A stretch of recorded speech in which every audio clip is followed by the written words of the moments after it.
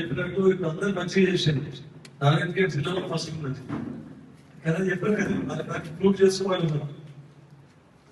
లేకుండా రెవెన్యూ సరిగ్గా అందరూ పోయింది. మా లింగాన్ని చెప్పినట్టు ప్రతి ఒక్కరు ప్రతి బిఎల్ఏ కూడా అందరూ పోయింది. దాంట్లో అన్ని వాటర్ కన్సర్వేషన్ సర్పంచ్లకు ప్రతి మండలంలో ట్రైనింగ్ ఇస్తారు ఎండిఓలు. దాంట్లో అందరికి కంబైన్డ్ ట్రైనింగ్ ఇచ్చారు. అలా మొత్తం అందరు రిజర్వ్ చేసి కొంతమంది గిప్పియలేదు మంచిగా. అయితే ఖచ్చితంగా మనము ఇంకోటి గుర్తు చేసుకోవాలి. ఒక బోర్ ఉంటుంది, ఒక బోర్ కి నామ్స్ ప్రకారం 30,000 40,000 కేటాయించారు. దానికి మొత్తం వచ్చిన నీళ్ళు వర్షం నీళ్ళు అన్ని దాంట్లో ఇంకోటి గుంతలకు పోయేటట్ల అది గ్రామ పంచాయతీలో బోర్డు. తర్వాత కమ్యూనిటీ సోప్ పిట్స్ అని మొత్తం ఊర్లో మొత్తం నీళ్ళు ఎక్కడ పోతాయో ఒక దగ్గర చూసుకొని 1 2 ఆడ కూడా సోప్ పిట్స్ మొత్తం కట్టుకోండి. అవన్నీ కట్టుకుంటే నీళ్లు మొత్తం మనకు ఇంకిపోయి బోర్లన్నీ రీఛార్జ్ అవుతాయి. వర్షం కొంచెం తక్కువ పడ్డా సరే మొత్తం ఫుల్ వర్షపాతం లేకుంటే కూడా ఉన్న నీళ్లను వేస్ట్ పోనీ సపరేట్ గా పోండి అని వారం రోజుల కింద ముఖ్యమంత్రి గారు టీసీ ప్రెసిడెంట్ గారు సూచించింది.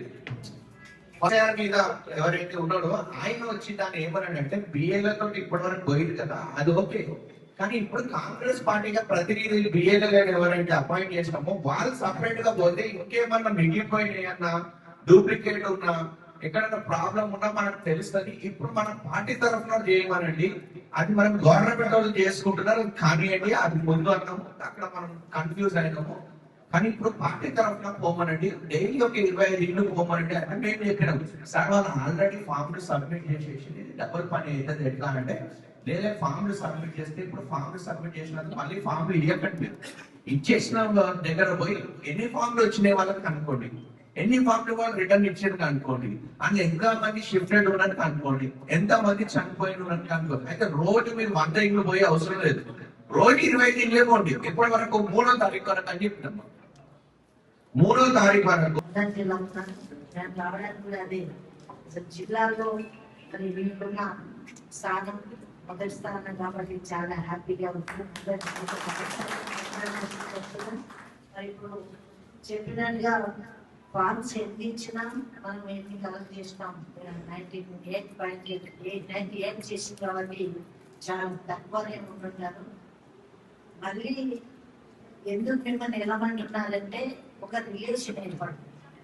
ఇంటికి ఇన్నిసార్లు వచ్చారు కాంగ్రెస్ పార్టీ తరపు నుంచి వాళ్ళకి ఇదిగా కావాలనే ఉద్దేశం.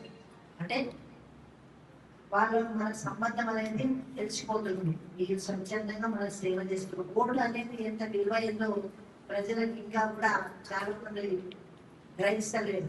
ముఖ్య ఉంటుంది లేకపోతే లేదు, ఏమవుతుంది అనేది కొంతమంది పెట్టుకోవడం జరుగుతుంది. అలాంటి బాధను మీరు మళ్ళీ కూడా కొంచెం కృషి చేస్తే మీరు 100% అయిపోతారు. మరి వాళ్ళకి న్యాయం చేసిన వాళ్ళు అవుతారు. ఓటుకి ఎవరైతే చేసుకుని కూడా ఉన్నారో ఒకరిద్దరైనా 10 మంది అయినా వాళ్ళకి న్యాయం చేసిన వాళ్ళు అవుతారు. కాబట్టి పార్టీ పరంగా కూడా మిమ్మల్ని గుర్తిస్తున్నారు. అంటే ఈ రోజు పార్టీ 3 స్తంభాలు అయిపోయింది.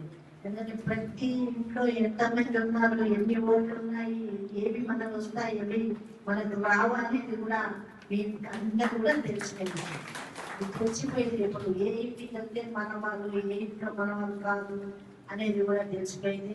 ముఖ్యంగా సంగారెడ్డిలో ఉన్న వాళ్ళంతా నాన్నకి వెంటనే గారి పేషెంట్ ఏం చెప్పినా కానీ సంగారెడ్డి ఇల్లు కట్టుకున్నా కోటాన్ని కట్టించారు. సంగారెడ్డిలో కానీ మేము పోయి అడిగితే లేదు లేదు మేము అక్కడ మేడం అక్కడ వస్తుంది. This is Kiriti Damaraju. Like, share and subscribe to Saira TV. Oh, Saira!